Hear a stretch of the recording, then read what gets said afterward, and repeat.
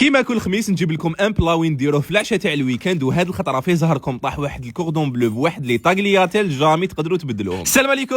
وهاد العشاء تاع الويكاند راح يكون برعايه هاد الكوردون بلو المفرمج بواحد لي طاغلياتيل سهلين مهلين وبنتهم كي العاده الهبال تاع الدنيا. الحاجه الاولى اللي نديروها، حكمت هنايا صدر تاع الدجاج اللي كنت قطعته مربعات بهاد الطريقه، نحطوه يترحى في اشوار، بعدها نجي نحطو في ريسيبيون، نزيد عليه مغرف صغيره تاع لا موطارد، شويه توابل الدجاج، شويه ملح، شويه فلفل الكحل، ونخلطهم مليح بهاد الطريقه. من الافضل هاد الخليط تحطوه يبرد شويه في الفريجيدار باش تخدموا به.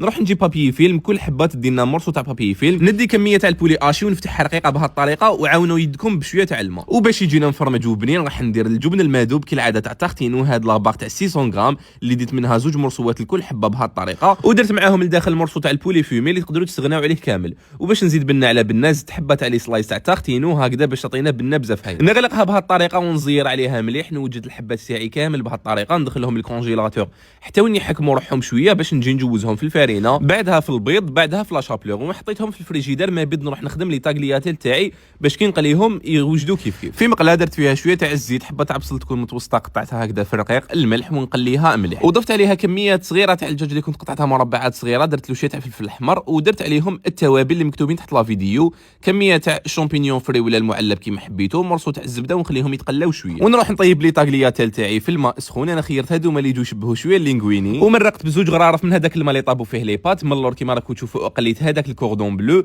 درت هنايا لا كريم ليكيد حوالي كاس على هذا الخليط، وزدت عليها مغرف كبيره كالعاده من الجبن المذوب تاع تارتينو اوريجين. نخلي الكوردون بلو يتحمر ويطيب مليح. من جهه واحده اخرى ضفت لي طاغلياتيل على هذيك لاصوص كيما راكم تشوفوا، هادو خليتهم يطيبوا واحد 8 مينوت هاد لي طاغلياتيل، وهكذا راهم واجدين. خليتهم يتكتكوا شويه ونطفي عليهم. ومع هاد لاصوص اللي خدمناها تقدروا ديروا اي نوعيه تاع لي بات حبيتوها. هكذا لي طاغلياتيل راهم واجدين. الكوردون بلو قطعته بهاد الطريقه وتقدموهم وبصحتكم. البارح بعد ما ربحت الجزائر وطلعنا لاكوب جيموند، قلت والله غنوض ندير لهم ان ديسير للسهره تاع الخميس، ساهل ماهل خفيف ظريف، وما يفريها غير هذا التشيز كيك المقلوب اللي تقدروا كامل ديروه ساهل ماهل وبنتو كي العاده الهبال تاع الدنيا. الحاجه الاولى اللي نديروها نحكم الاشواق باش نرحوا البسكوي، وكي العاده هاد اليوم مثلا نستخدم غير البسكوي تاع نيتا سبيكيلوز اللي والم بزاف لي ديسير تاعكم، وزيد يوالم بزاف لي تشيز كيك. هنا دي زوج باكيات اللي كنت رحيتهم، رحوهم مليح بهاد الطريقه. بعدها في ريسيبيون نجي ندير 3 كيسان من هذاك البسكوي اللي كنت رحيته تاع نيتا، نزيد عليه كاس الا ربع تاع الزبده، ندخلها على دفوعات او متون نخلطها مليح، دخلوا مليح الزبده بهذه الطريقه حتى وين تشوفوا قوام الخليط تاعكم، ولا بهذه الطريقه معناتها كي تحكموه بيدكم تتشكل كره وتتفتت بسهوله. نروح نجيب لي غام كاين حنستخدمهم، نستخدم هادوما اللي عندي، تقدروا تستخدموا هادوما السامبل. المهم لي كوتي تاع لي غام كان تاعكم يكونوا ممسوحين وما فيهمش لي زيكزاك بزاف باش كي تقلبوهم تجيكم الخدمه سهله. كيما راكم تشوفوا درت فيهم بابي كويسون على حساب القطر تاعهم. نجي نبدا نحط في البسكوي بهذه الطريقه. الحاجه الاولى نطلعوا البسكوي في كامل لي كوتي، بعدها نديروا طبقه رقيقه من تحت ونسيو نضغطوا عليها مليح، ندخلهم الفرن على 180 درجه واحد 8 مينوت هكذاك، وتخرجوهم ديروهم يبردوا ديريكتومون في الفريجيد. هنايا في ريسيبيون بالنسبه للكريمه درت 3 بايط تاع فروماج ريجيم اللي تقدروا تعوضوهم ثاني بباطا تاع 250 غرام من ماسكاربون، خلطتهم مليح بهذه الطريقه. زدت لهم كاس تاع لا كريم ليكيد 35% ماده دسمه، زوج مغارف كبار تاع لا شونتيي، ونطلعهم مليح بهذه الطريقه وتكون واجده. بعدها لي غام كان خرجتهم من الفريجيدار بعد ما شدوا روحهم شويه. والطبقه الفوقانيه هذه الاولى ديروا واش حبيتوا، تقدروا ديروا لا كريم بيستاش ولا لا كريم نوازيت ولا لا باتا تارتيني، ولا تقدروا ميم ديروا الفوغاج كيما درت في الاول. تعمروا بلا كريم ماسكاربون وتزيدوا تغلقوا بطبقه واحده اخرى تاع البسكويت، تزيروا عليها شويه وتدخلوهم يبردوا مليح في الفريجيدار، بعد تقلبوهم وديكوريوهم كيما حبيتوا، ولا تقدروا تاكلوهم ديريكتومون وبصحتكم. راكو تراطيو اذا مازال ما درتو المخلع الصحراوي ولا خبز بالشحمه، وكل واحد كيفاش يقول له. اليوم درته لكم على طريقه الناس بالشار اللي يديروه بالفارينه ويختلف من ولايه لولايه. السلام عليكم. المخلع الصحراوي اللي يجوزوه بلاتي وصفه بزاف بنينه ساهل ماهل وبنتو كي العاده الهبال تاع الدنيا. الحاجه الاولى اللي نديروها حكمت 3 حبات تاع بصل كنت نقيتهم وقطعتهم بهذه الطريقه، نحيهم في لاشوار. وفي جهه واحده اخرى ريسيبيون ندير فيها هكذا طرشونه تكون مقيه، ونحط في وسطها هذاك البصل اللي كنت رحيته، وعصروا مليح هذاك البصل من هذاك الماء، عصروه مليح مليح من هذاك الماء. ابغي تشوفوا علاش عصر. نحطوا في ريسيبيون ونحطوا بجهه. ما بين نروح نخدموا لاباط. هنايا في جفنه درت واحد الكيلو تاع الفارينه مع باكي تاع خميره الحلوه، كيما راكم تشوفوا رشه تاع خميره الخبز ماشي بزاف، مغرف كبيره تاع السكر، وزوج مغارف صغار تاع الملح، ونطم بالماء ماشي ما دافي، ما عادي بدرجه حراره الغرفه حتى نحصل على هذا القوام تاع العجينه، ما يكون يابس ما يكون متلق. شوفوا القوام تاعها يجي حاكم روحه شويه وتكون طريه. نغلفها ونخليها تريح حتى لساعه. هنا نروح نحكم هذاك البصل، نزيد عليه كميه تاع الشحمه اللي كانت مكونجليه ورحيتها، لازم تكون كميه الشحمه قل من البصل، ونزيد عليهم كميه تاع الفيونداش اللي كنت طيبتها شويه برك معناتها نص طياب، ونجي ندير عليهم مغرف كبيره تاع طوماطيش تاع الباطا كي العاده من عند عمور اللي ما تخطينيش دائما. شوفوا لا كولور تاعها والقوام. درت عليها كميه تاع توابل مكتوبين تحت لا فيديو مع رشه تاع القزبر واللي هو الحشيش اللي كنت قطعته في الرقيق، ونجي نعجن كلش مليح بهذه الطريقه. تقدروا ميم ديروا الحار، اللي يحب يدير الحار يدير. شوفوا العجينه بعد ما خليتها تريح مليح بلا ما عجنتها بلا والو. شوفوا القوام تاعها شحال هايل. جيت قرصتها بهذه الطريقه على 4 خبزات. انا نحب نفتحهم في هذه المدوره باش تجيني سهله كي نجي نرفدهم. درت لها شويه فرينه وجدتها وحطيتها بجاه.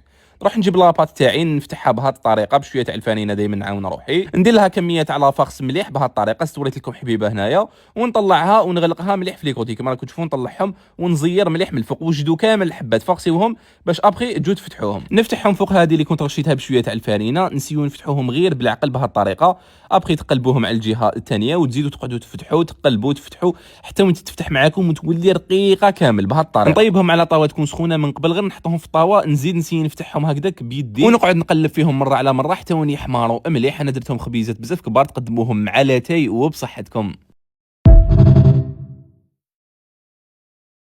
على بالي هاد لي ميني رول كاين بزاف اللي يحبوهم ويشروهم غير من برا، علاه ما نديروهمش في الدار بطريقه سهله وغير ب3 حبات بيض نديرو 12 حبه. السلام عليكم، وجيتكم اليوم بهاد لي ميني رول الصغار اللي يجوا بالشوكولا سهلين مهلين خفاف ظراف وبنتهم كي العاده الهبال تاع الدنيا. الحاجه الاولى اللي نديروها نخدموا البسكوي في ريسيبيون. درت 3 حبات بيض يكونوا كبار مع كاس الا ربع تاع السكر، شويه تاع لافاني ليكيد، ونزيدوا معاهم قرصه تاع الملح، ونجيبوا الباتور ونطلعوهم مليح حتى نحصلوا على هذا القوام. هنايا جبت قريب نص كاس تاع الزيت، ما لحقليش للنص، ضفتو غير بشويه بهذه الطريقه وممتو راني نخلط. بعدها نجي نضيف النواشف ولازم نغربلهم. درت كاس تاع الفارينه وزدت عليهم 2 مغارف كبار ونص تاع الكاكاو البني، مغرف صغيره تكون معمره مليح تاع خميره الحلوى، ونخلطوا كلش بالفوي. خلطوا غير بالعقل باش ما يهبط لكمش هذاك القوام والبيض اللي كنتو طلعتوه. نحط الخليط تاعي في سنيوه، مقاس سنيوه مكتوب تحت لا فيديو، نوزعوا مليح بهذه الطريقه، وندخل البسكوي يطيب على 180 درجه مده 15 دقيقه. بالنسبه للكريمه في ريسيبيون درت كاس تاع الياغورت طبيعي مع كاس بودره شونتيي ونص كاس تاع الحليب، ونطلعوا كلش الباطيق حتى نحصلوا واحد القوام الكريمي.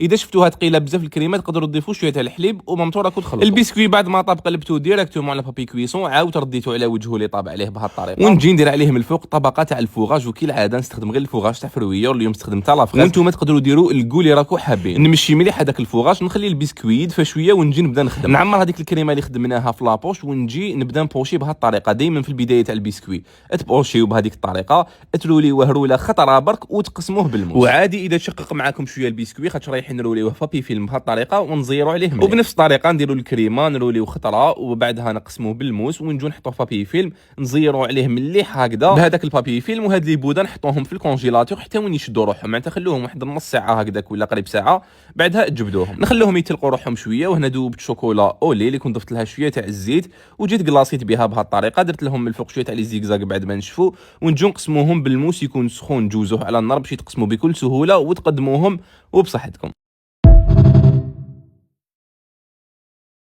دخل وقت الرمان وجبت كاجو باش نديرو به الجو، قلت والله غنبارطاجي معكم اروع تحليه تقدروا ديروها. من كثرت بنتها ما نقدرش نوصفها لكم. السلام عليكم، من اروع الابتكارات اللي تقدروا تجربوها تحليه تاع الرمان بالبيستاش. واحد البنه سهله مهله وبنتها كي العاده الهبال تاع الدنيا. الحاجه الاولى اللي نديروها نخدموا لا كريم تاعنا في ريسيبيون. درت كاس ونص تاع بودره الشونتي، زدت عليه كاس تاع لا كريم ليكيد 35% ماده دسمه، نص كاس تاع الحليب وباطا تاع الياغورت. النكهه اللي حبيتوها من الافضل ديروا تاع الفراوله، ونطلعوا كلش بالباطو حتى نحصلوا هذا القوام. اذا شفتوها ثقيله بزاف تقدروا تضيفوا شويه تاع هنايا. نجيب القالب اللي راح نستخدموه مع لي بودواغ والحليب. انا حنشربهم في الحليب، تحبوا تشربوهم في السر وكيما حبيتوا. ندير طبقه كامله من لي بودواغ اللي كنت شمختهم في الحليب، ونزيد ندير فوقهم طبقه واحده اخرى، بصح ما راحش نعمرها كامل، راح نخلي بيناتهم فراغات اللي راح نعمرهم باللا كريم بيستاش تاع توبي اللي تبدل اللوك تاعها ولا امبالاج تاع السجاج. وكيما راكم تشوفوا لا كاليتي والبنه تاعها قعدت هي اللون تاعها والقوام بزاف هايل اللي كنت عمرت بهم الفراغات بهذه الطريقه. بعدها نجي ندير طبقه تاع الكريمه اللي كنا خدمناها، نمشيها مليح بهذه الطريقه ونليسيها كيما راكم تشوفوا هكذا. بعدها ندخلها تبرد مليح في فريجيدار. وهنا حكمت حبات تاع الرمان اللي كنت نقيتهم، وكاين حبات اللي كنت عصرتهم نحيت لهم الجو تاعهم. وهذاك الجو درت به في كاسرونه، درت منه كاس ونص، زدت عليه باكي تاع فلون تاع لافخاز هذاك الصغير تاع 50 غرام، وخلط غير بالفوي. بعدها نحطها فوق النار حتى ترفد الغليه ونحيها. جيت درت كميه تاع هذاك الرمان اللي كنت نقيته نزربعه مليح على السطح تاع التحليه. وهذه الطبقه تاع الجو تاع الرمان خليتها تدفى شويه باش جيت درتها من الفوق وندخلوها تبرد مليح. وبالنسبه للبديل تاع عصير الرمان راني كاتب لكم تحت لا فيديو، خلوها تبرد مليح وتقدموها وبصحتكم.